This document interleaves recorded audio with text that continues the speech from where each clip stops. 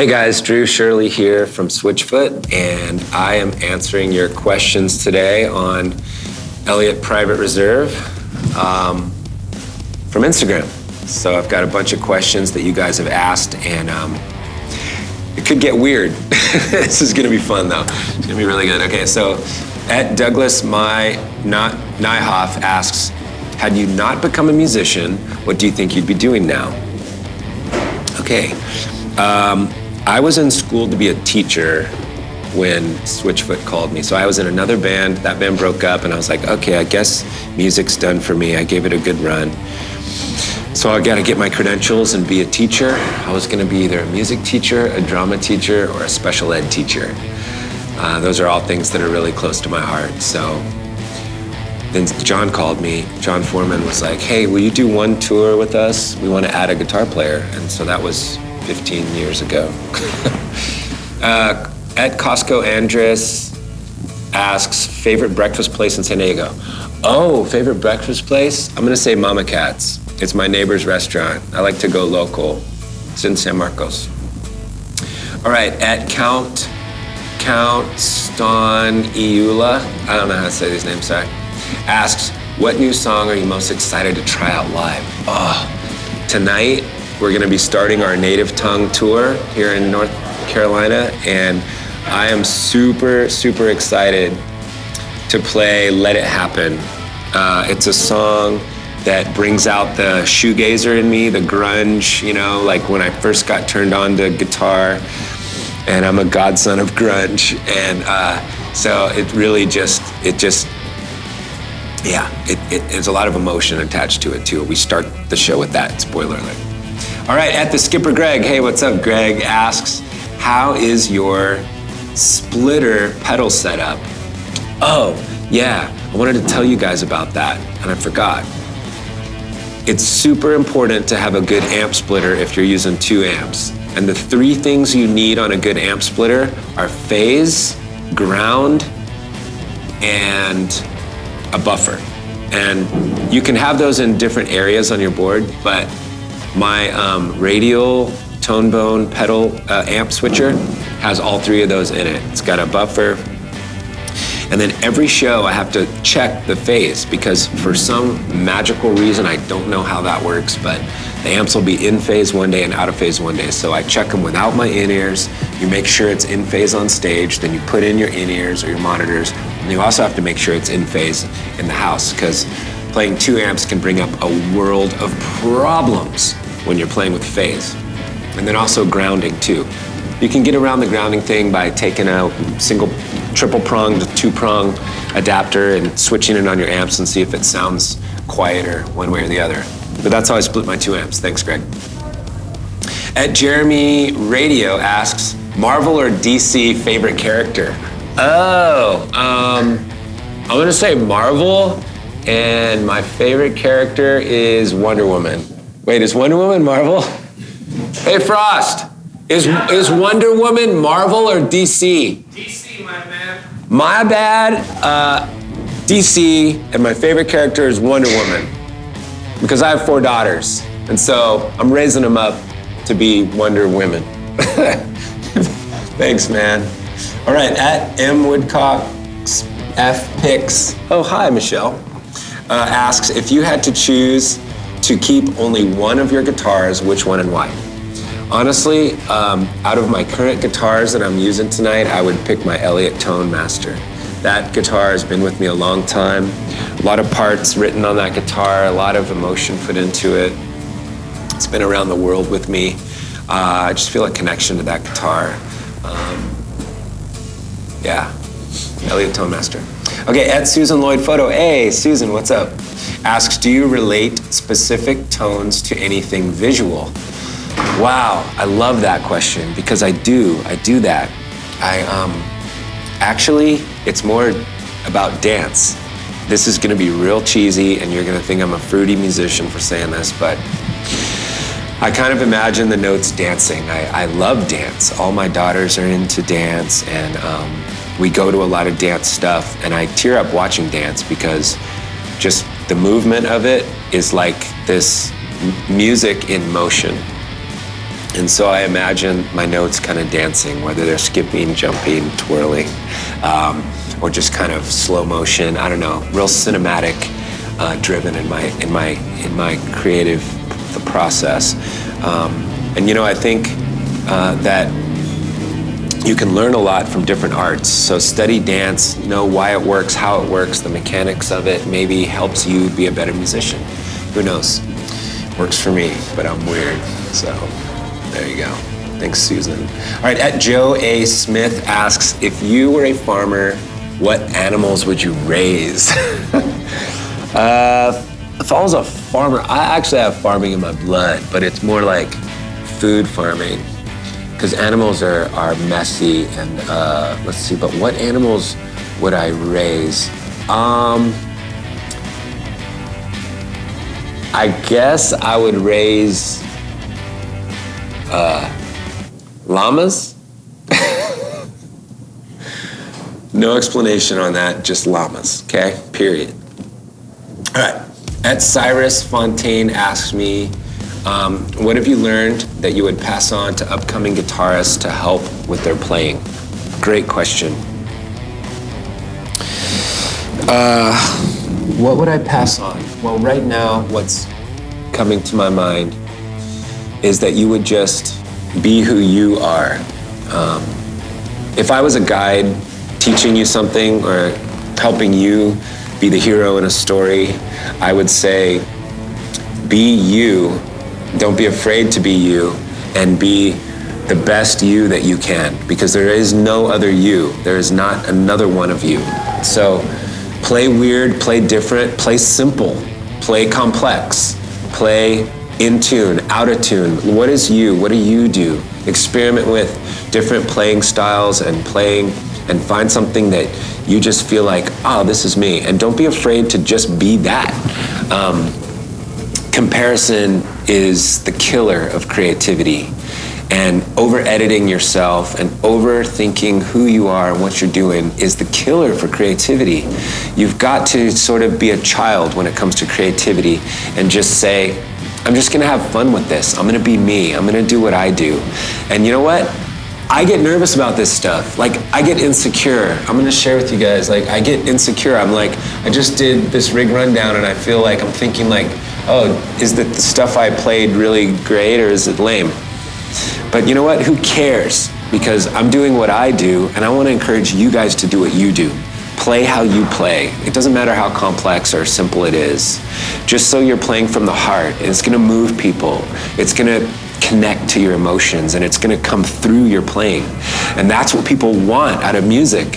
Whether it's one note or 1,000 notes, you want to move people. You want to change the world. You want to move people's hearts. You want to translate your emotion. You want to translate the power of the song you're playing, whether it's happy or sad, whether it's depressed or joyful or hopeful. Be who you are and dig deep into that. I'm doing that myself this year. It's been an incredibly hard year of personal growth for me. And I've learned a lot about who I am, and it's hard. It's hard work to get into it in reality, in your heart. Why do I do this? Why do I think this way? Maybe I need to change some of those things, and I've found a lot of those things in my life this year. And yeah, I'd like to tell you about it more, but I need to get on some more of these questions. Okay, at Luke, who else asks, who do you think the Egyptians were good at sandcastles? Yeah, I assume the Egyptians were really good at building huge pyramid sandcastles. I could go on for hours about the Egyptians, but I won't bore you with all the details. At Matthew H.B. Kennedy asks, what advice do you have for someone who is in a rut with their guitar playing? Dude, that's good. Because I feel the same way sometimes. I get in a rut. I feel like I'm playing the same things over and over.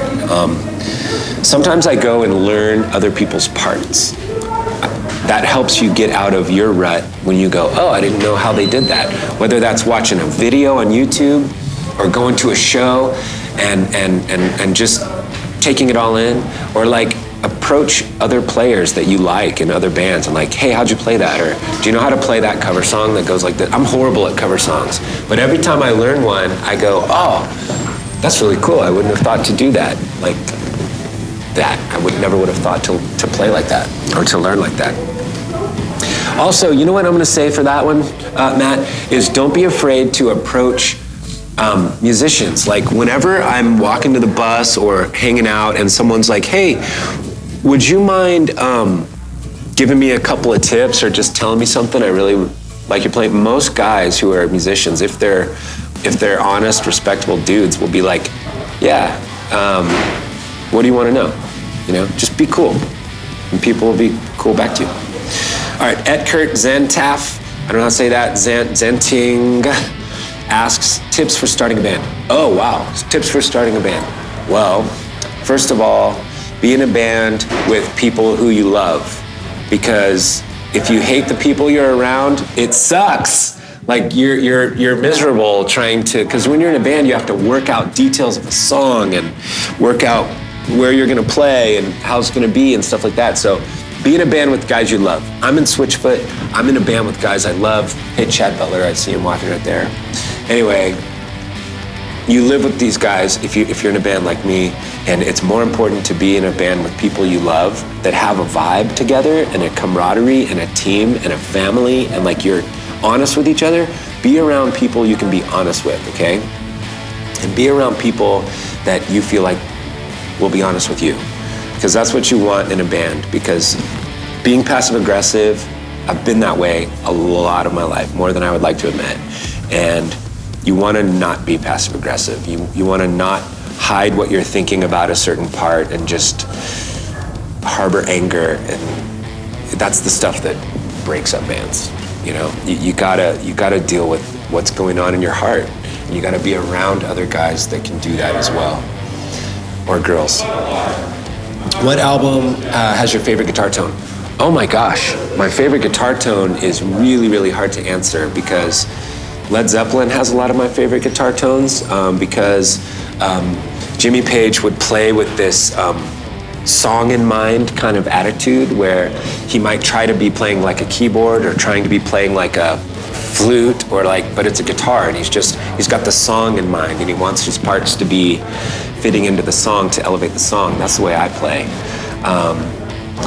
Also, I like Led Zeppelin's guitar tones because they're not perfect. And I just want to have a note for guitarists: don't worry about your sounds being perfect, because sometimes it's the imperfections that allow your song to have teeth and to have a grit and some kind of different quality to it. I don't want my guitar rig to sound boutique-y perfect. I want it to sound a little rough, because we're a rock band, and we want it to have teeth and have some danger to it and have a little bit of like, I don't know what's gonna happen. That's why I use all analog pedals, because they're not like presets that I can tap and then it's just perfect. I'm not that player. I don't want that. I don't even want that out of my pedals. I kind of like it that they interact with each other differently on different nights, and it's the imperfections that make us human, that make us relate to each other. So get into it, people. Be honest. It stirs my heart to just like think of how much I've covered up of myself over years and how lonely that is. So when you can be honest and have imperfections and be like, I don't care, I'm just gonna play because I love it, and I'm gonna make songs that I think are beautiful, and I'm gonna have imperfections and talk about them and be that way. People can relate to that, and I can relate to you guys that way. Okay, a couple more. Last few questions. All right, at Chrissy Raw asks, what was the first song you learned to play guitar? Oh my gosh, this is gonna be really embarrassing. Because it was Poison, Every Rose Has Its Thorn. And it's G, C, G, C, where you just move these two fingers, and I was on an acoustic guitar, and I was just like, every rose has its thorn. You know, thank you, Bret Michaels, wherever you are. I learned that simple chord, and then I learned a lot of church songs, because I played at church in the youth group. I started playing keyboard in the youth group with my like Casio, and I was like, okay, because I took piano lessons. And all my youth group friends, thank you for saying this, were like, hey, this isn't really working on the keyboard. Can someone just like learn guitar and we'll just sing with like guitar? So I did that. My older brother also had a guitar that I stole and played. So thank you, Matt, for not letting me listen to Wham for too long, because I tried to. And then he gave me Thin Lizzy, Led Zeppelin, and Van Halen, and was like, you have to listen to this. So I did. All right, last two questions. Ed Bradbury Music asks, what's been a moment in your career that took you aback and made you think, wow, I get to do this? Man. Well, I have those moments a lot because I'm a thankful person, I think. Like, I walked off the bus and there was like cold brew coffee sitting there, and I was like, this is awesome. I get to do this. And I'm doing this interview with Elliott Private Reserve, and this is an honor to do. I get to play amazing guitars, and I'm sitting here. But there was a moment recently at NAMM, which is like a music trade show that's mayhem, where I met and sat down with the guy who got me playing electric guitar. You may or may not know him. His name's Sean Tubbs. He plays for Carrie Underwood, and he's just a phenomenal player, but he goes way back for me. I met him when he was playing on a flatbed truck in Redlands, California for a band called the Violet Burning, and I was in college, and I was blown away. 50 people sitting in this field listening to this band play, and I was just blown away. I was like, I want to do that. And little did I know I would become friends with Sean Tubbs, text him every now and then, and sit down with him at NAMM, and really, I don't know, really felt like a peer, which is really strange. It's like, we're not peers because he's way better than me in every way on guitar. and older than me, playing in bands, and has played in much bigger bands, but I got to talk to him like a peer, and that was something that, I don't know, I just can't believe he was the guy I looked up to and got me playing, and now I get to kind of talk to him as a friend, and that's a really special thing, and I'm really thankful for that. I think that was our last question. Oh no, one just came in, all right. Last one. At Wood Rough Graphics asks, what is your favorite song to play live? Tonight, I think my favorite song to play live is gonna be Take My Fire. It's a song off our new record, and it has double fuzz guitar power, and I just really feel like I'm inside that song when I'm playing it. That one and Let It Happen off our new record, really, I feel like I'm inside the song in a way that I haven't been before in my life. I don't know, you can probably relate to that, where a song moves you a lot while you're playing it. And I think that happens with me with all our songs to a certain level, but those two new ones, they really get me. So I'm super excited to play tonight. We're on our Native Tongue tour. My name's Drew Shirley. I play in the band Switchfoot, and you have been watching me right here on Elliott Private Reserve.